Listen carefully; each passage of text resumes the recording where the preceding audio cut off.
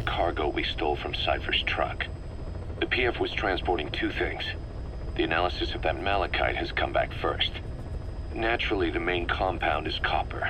There's also a small amount of cobalt. Nothing unusual so far. Southern Zaire is a well-known copper belt. However, in addition to these, we also detected a trace amount of uranium. The content percentage, though, is too low for nuclear development. It most likely came from Shinkolobwe mine. That's where the uranium in that area comes from. The mine's closed, as all the high-purity uranium ore dried up a long time ago, but you could probably still find it there in small quantities. That said, there are plenty of other uranium mines that are in operation, like in Niger, Namibia, South Africa. Why go to an abandoned mine to scrape up whatever's left and ship it out in mass quantities without refining it? They were transporting that yellow cake too, which would suggest they have the technology to refine uranium. Anyway, that about sums it up. Unfortunately, the analysis of that yellow cake is taking a little longer. I'll let you know when it's done. Boss, sorry to keep you waiting. We finally finished analyzing that yellow cake Cypher was moving. There was nothing unusual about the composition of the yellow cake itself. Most of it was oxidized uranium, with the rest being impurities, various metals, as well as traces of organic matter. What's interesting is the composition of these impurities.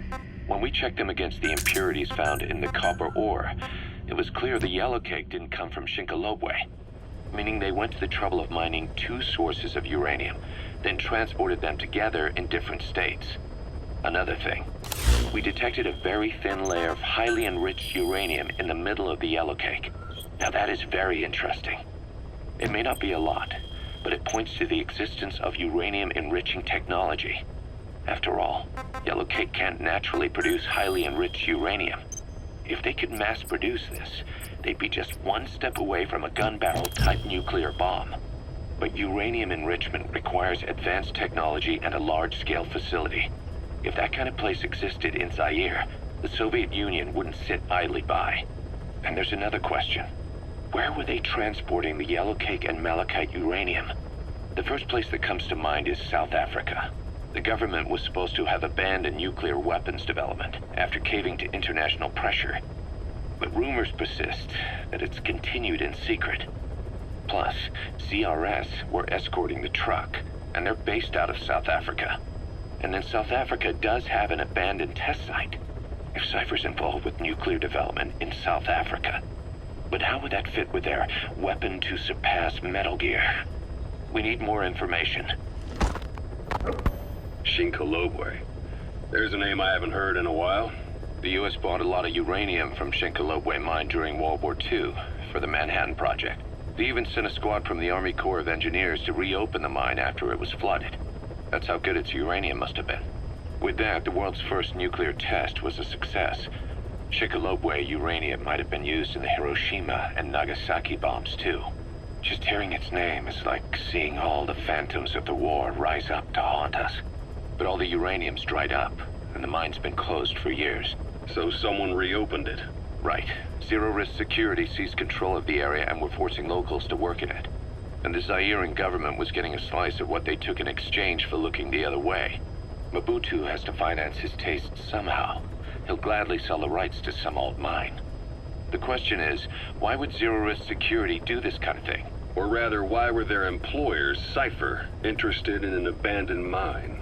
They'd be getting trace amounts of uranium, yet to the naked eye it appears to be ordinary malachite, meaning security would be lax.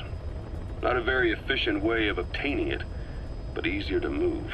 But how would they enrich it at its destination? Did the yellow cake really have a layer of highly enriched uranium in it? Having trouble believing it? No.